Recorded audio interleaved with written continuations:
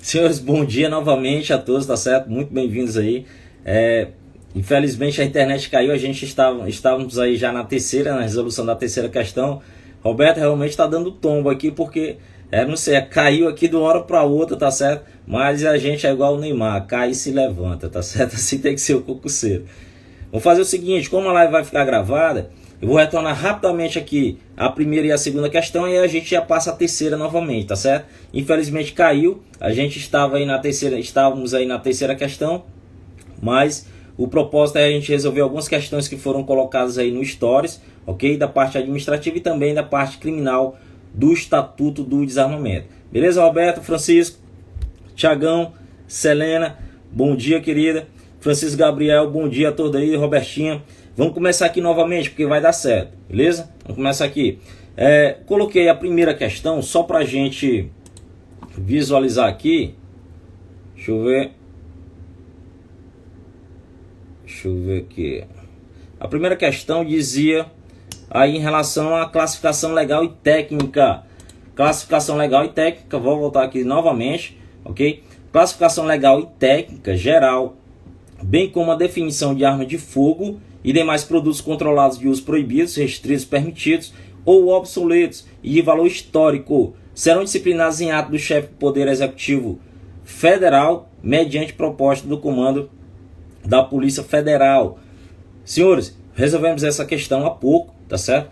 Quem faz esse tipo de controle, quem faz esse tipo de proposta é o comando do Exército, ok? Quando você visualizar a palavra produtos controlados, você já liga uma luzinha em relação ao comando do Exército. Produtos controlados.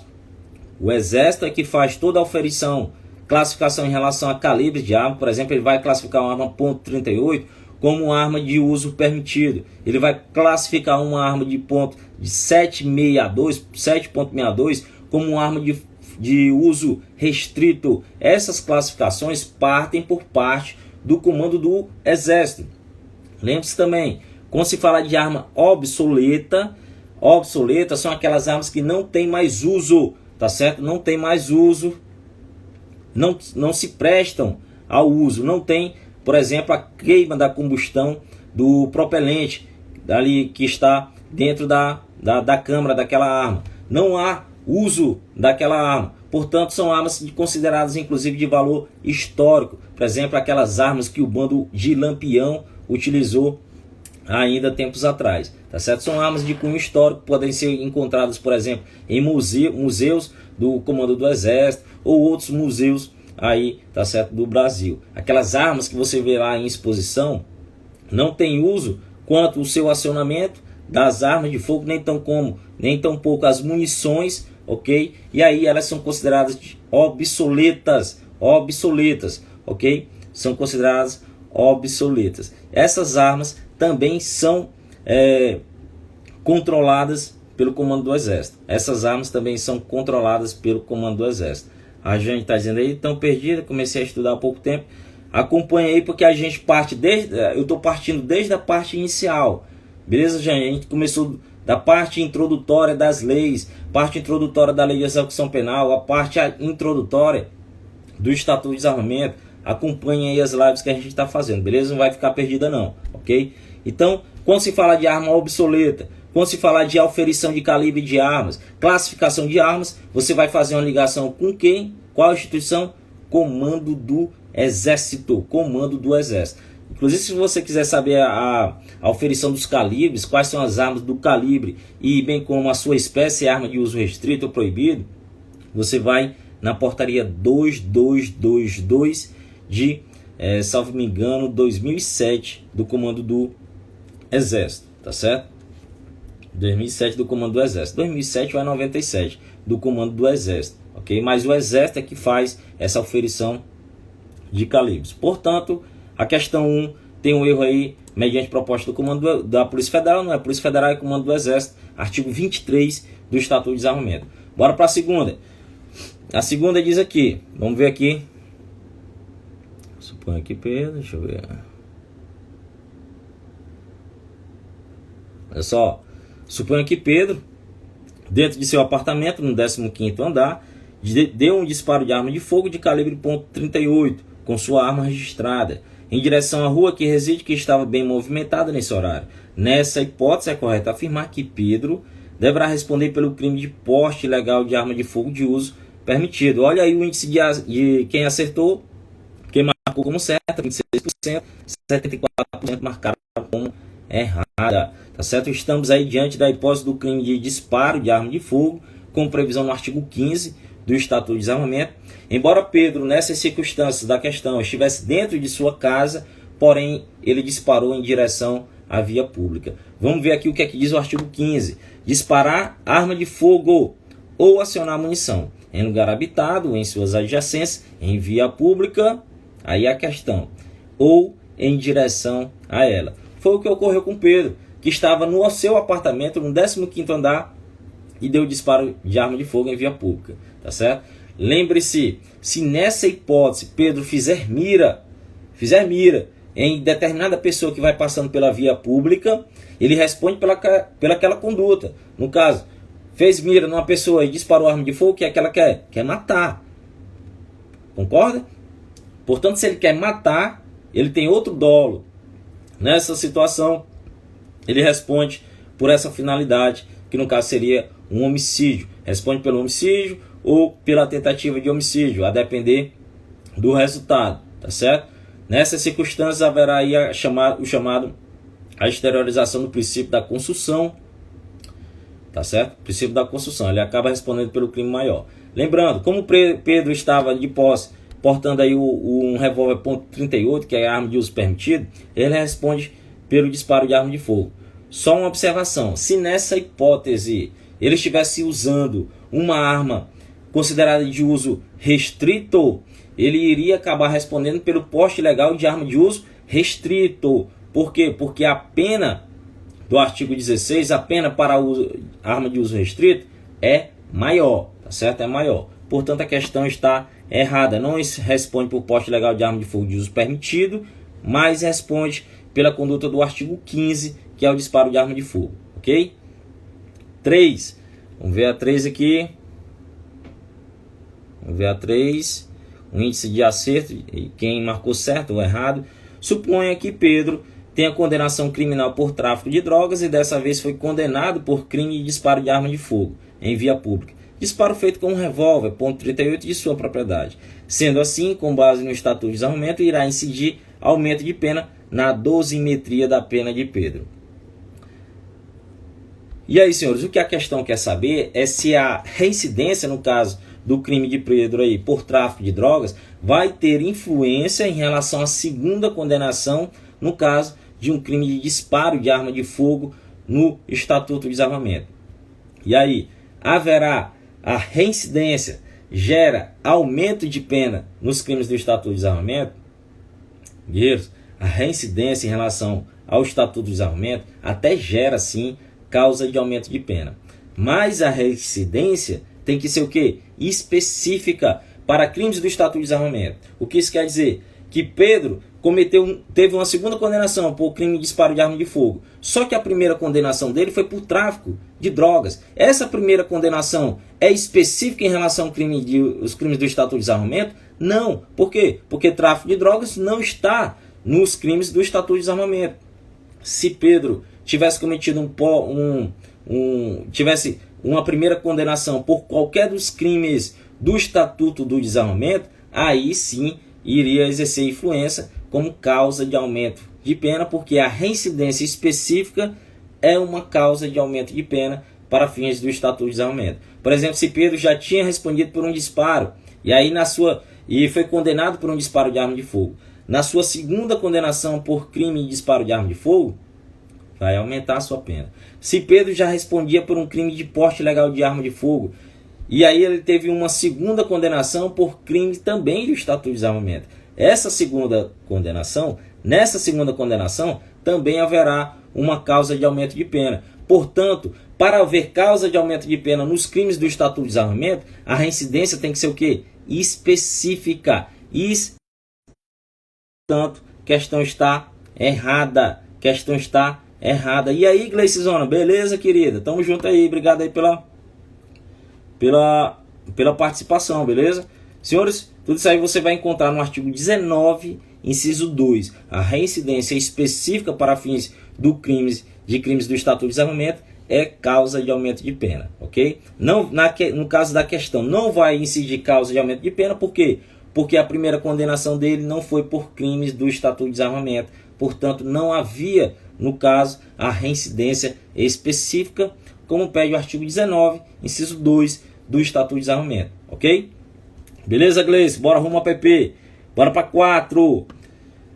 Aumenta a pena no crime de roubo quando o agente criminoso utiliza-se de arma branca ou de arma de brinquedo.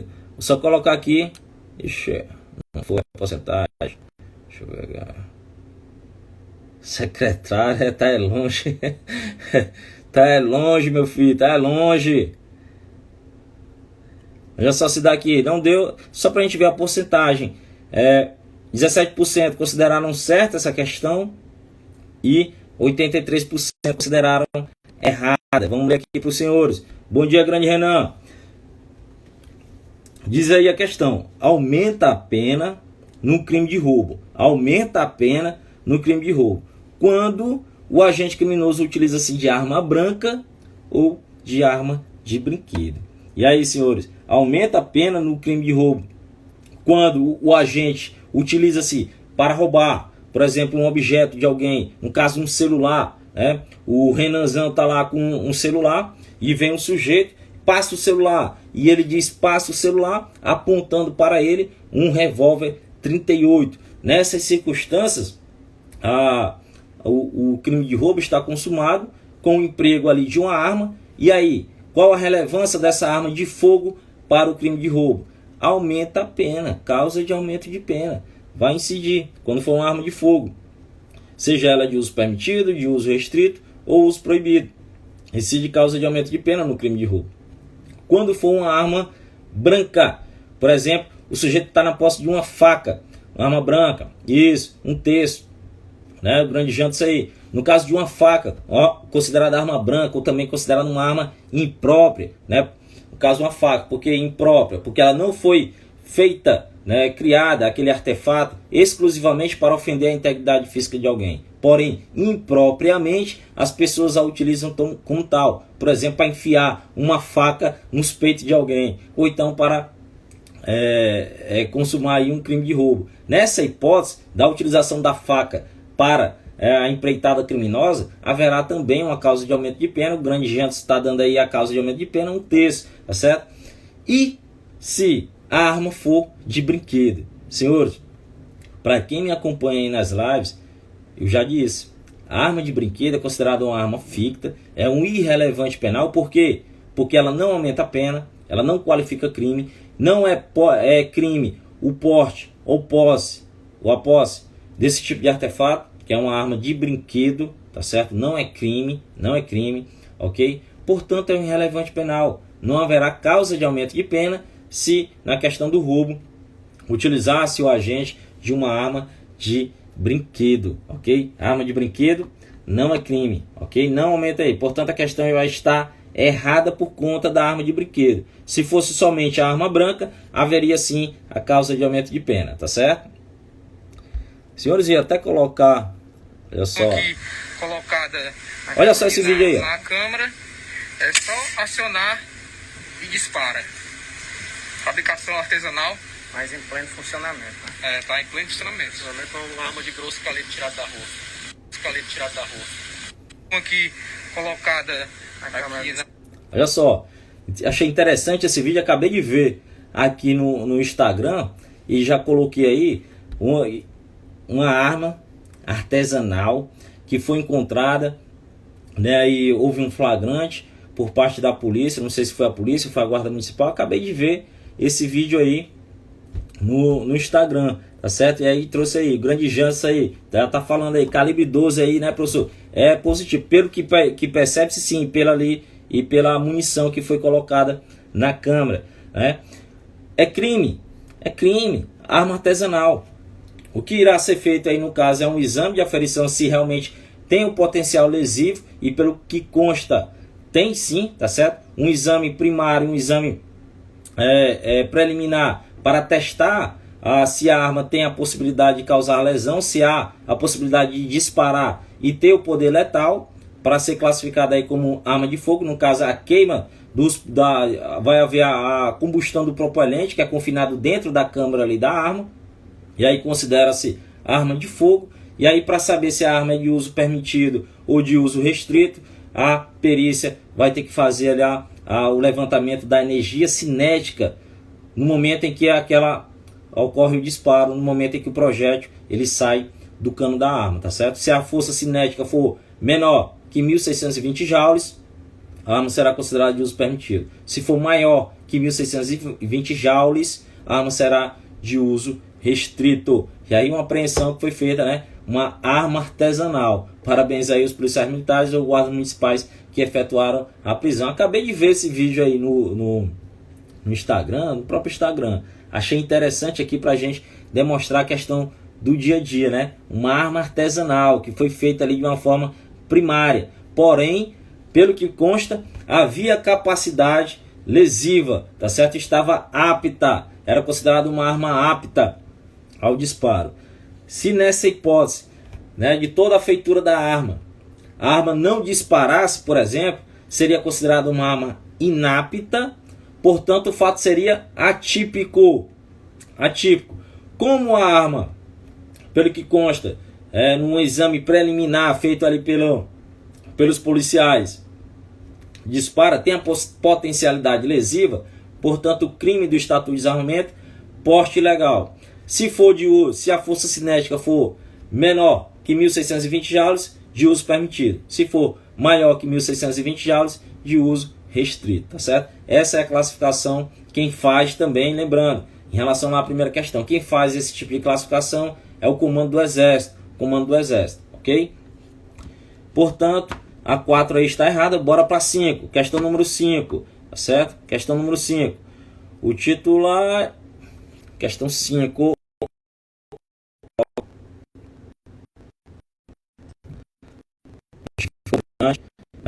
ficou grande, mas vamos só ver o índice de certo e quem considerou certa ou errada. Essa questão também está no Instagram, certo? Consideraram errada 60% e consideraram certa a questão 40%. Vamos verificar.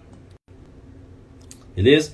Diz assim a questão: o titular de porte de arma de fogo para defesa pessoal, concedido nos termos do disposto do Estatuto do Desarmamento, não poderá conduzi-la ostensivamente ou com ela adentrar ou permanecer em locais públicos, tais como igrejas, escolas, estádios desportivos, clubes, agências bancárias ou outros locais onde haja aglomeração de pessoas em decorrência de eventos de qualquer natureza. E aí no finalzinho a questão quer saber: e nessa hipótese, terá sua autorização de porte suspensa? E aí, senhores, ficou bem pareio ali a questão das respostas, tá certo? Nessa hipótese aí, dessa vedação, dessa condução extensiva em locais que tem aglomeração de pessoas, vai haver a cassação do porte ou, na verdade, vai haver a suspensão do porte. São duas classificações que quem me acompanha aí eu já coloquei, onde a gente já debateu e diferenciou aquilo que é para fins de arma, de controle de arma, o que é uma cassação, que anula o direito de se ter o porte ou a posse, e aquilo que é uma suspensão de arma de fogo, que é quando por um prazo definido a autoridade concedente ela suspende aquele tipo de autorização. E aí, senhores, nessas circunstâncias, repare bem que o titular ele tem um porte de arma para defesa pessoal. O porte de arma para defesa pessoal no Estatuto do Desarmamento está disciplinado no artigo 10, tá certo? E a precariedade quanto ao uso, você vai encontrar lá no parágrafo que disciplina, o parágrafo 2º, onde diz assim, por exemplo, quando o portador de arma de fogo para defesa pessoal ele for detido ou abordado em estado de embriaguez ou sob efeito de substâncias alucinógenas ou químicas, nessas circunstâncias ele terá o porte cassado, tá certo? Isso para efeitos do Estatuto de Desarmamento, aquele que tem o porte para defesa pessoal. A questão fala da condução, né, em locais públicos, daquele que tem esse porte também, que é o porte para defesa pessoal. E aí você tem que estar atento ao decreto 9847 de 2019, que também traz hipóteses de cassação, dentre elas essa de conduzir ostensivamente armas de fogo, aquele que tem um porte para defesa pessoal em locais que hajam aglomeração de pessoas. Nessa hipótese vai haver a cassação e não, como a questão diz, a suspensão do porte de arma de fogo, tá certo? A cassação você vai encontrar para defesa pessoal, ou a pessoa que tem um porte para defesa pessoal, no caso quando ela é detida ou abordada com efeito, né, sob efeito de substâncias químicas ou alucinógenas, nessa situação aí de conduzir ostensivamente em locais que tem uma aglomeração de pessoas, porque traz um risco para aquelas pessoas, e a finalidade que ele tem não é essa, é um porte para defesa pessoal, ok? Nessa hipótese vai haver cassação. O decreto 9847 de 2019 ainda traz outra hipótese de cassação, que é quando a pessoa que tem o porte, por exemplo, ele acaba respondendo por inquérito ou processo criminal por crime doloso, tá certo? E aí o porte dessa pessoa será cassado. Não será se o processo for pertinente, por exemplo, a alguma das excludentes de licitude, no caso, legítima defesa, ok? Portanto, a questão está errada, porque não é suspensão do porte, e sim cassação do porte, ok? Outras hipóteses de cassação você pode encontrar nos decretos e também de suspensão. A suspensão, como eu havia dito já em lives anteriores, trata-se aí por um prazo determinado, a autoridade concedente, ou então por conta de regulamentos ou leis, pode ficar suspenso o direito de ter uma arma de fogo, por exemplo, de portar uma arma de fogo. Podemos encontrar hipótese de suspensão, inclusive na Lei Maria da Penha, no artigo 22, inciso 1, traz uma hipótese como medida protetiva de urgência da suspensão do porte de arma de fogo. Essa suspensão, que está prevista na Lei Maria da Penha, ela vai tanto para aquele que tem o porte para defesa pessoal, como aquele que tem o porte funcional. Vamos supor, policiais militares, civis, penais, policiais federais que têm o porte de arma, e aí ele se envolve com algum tipo de agressão, violência contra a mulher. Nos termos da Lei Maria da Penha, a sua arma deverá ser recolhida, porque o seu porte ficará suspenso como medida protetiva de urgência, nos termos do artigo 22, inciso 1 da Lei Maria da Penha. Beleza, Francisco Gabriel? Beleza, meu irmão? É isso aí, bizu, tá certo? Outra questão de suspensão do porte, suspensão agora, é quando a pessoa que tem, por exemplo, o porte de arma de fogo para defesa pessoal e não comunica a sua mudança de domicílio, tá certo? Um dos requisitos para se ter uma arma de fogo, adquirir ou até mesmo portar, é ter residência certa, fixa. E aí que se a pessoa, né, adquiriu a arma e no decorrer de sua trajetória ela muda de residência, ela deve fazer a comunicação à autoridade concedente do porte. Se ela não faz, é uma hipótese também de suspensão da arma, tá certo? Bem como não comunicação do direito de portar a arma ou de possuir a arma. Outra hipótese de suspensão é quando não faz a pessoa a comunicação de algum sinistro relacionado à arma de fogo, no caso roubo, extravio, furto, que também deve ser comunicado de forma imediata à autoridade concedente, ok? Outra hipótese também de suspensão, e agora com previsão lá no Estatuto das Guardas Municipais, ok? A gente encontra no artigo 16 da Lei 13.022 de 2014, que é o Estatuto das Guardas Municipais, onde diz lá o artigo 16, parágrafo único, hipótese de suspensão de arma de fogo por restrição médica, decisão judicial ou justificativa da adoção da medida pelo respectivo dirigente, no caso, algum superior, coordenador, né, o comandante da guarda municipal também pode ter essa autorização para suspender o porte de arma da guarda da sua instituição, desde que seja, claro, de modo fundamentado e motivado, tá certo? Portanto, guerreiros, nós vimos aqui, resolvemos 5 questões pertinentes aí do Estatuto do Desarmamento. A gente colocou aqui no Stories do Instagram, foi bem rápido, né? Coloquei ontem à noite e agora pela manhã a gente já tá resolvendo, porque concurseiro, como eu te disse, acorda cedo, vá produzir, acorde cedo, 6, 7 horas da manhã, meu amigo, já tem que estar na luta, na batalha. Enquanto você está dormindo, tem o seu concorrentezinho, tá estudando, está estudando. E aí quando for fazer a prova, quem é que vai partir na frente? É quem dormiu até tarde ou quem acordou até cedo. E aí, você tem que pôr isso na balança, tá certo? Então, faça aí como prioridade, veja aquilo que é prioridade na sua vida. Ah, tá cansado, meu amigo, selva, pra cima, certo? Não tem negócio de estar cansado não, viu? Dê um jeito, tá certo? Não utilize isso de desculpa, senão você vai buscar desculpa para tudo. Ah, eu sou casado, eu tenho filho, a minha criança não deixa, eu não tenho tempo porque sabe do trabalho. Tá, meu amigo, arrume tempo, dá tempo sim. Nós temos vários exemplos aí de vitória, exemplos de superação, de conquistas. Você basta olhar todo dia, a gente vê uma pessoa que tinha 70 anos e foi formada, uma pessoa que não tinha capacidade e entrou aí em determinado tipo de concurso, uma pessoa que exercia uma função, né, tinha um serviço considerado menos privilegiado e acaba estando aí numa função pública de sucesso.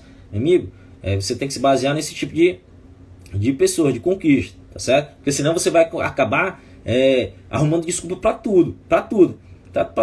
Um feriado, o cara vai acordar 12 horas, meu amigo, acorde cedo, vai estudar, trabalhar, vai correr, faça qualquer coisa, mas produza, faça algum tipo de atividade, tá certo? O segredo é a constância, é isso aí, Robertinha.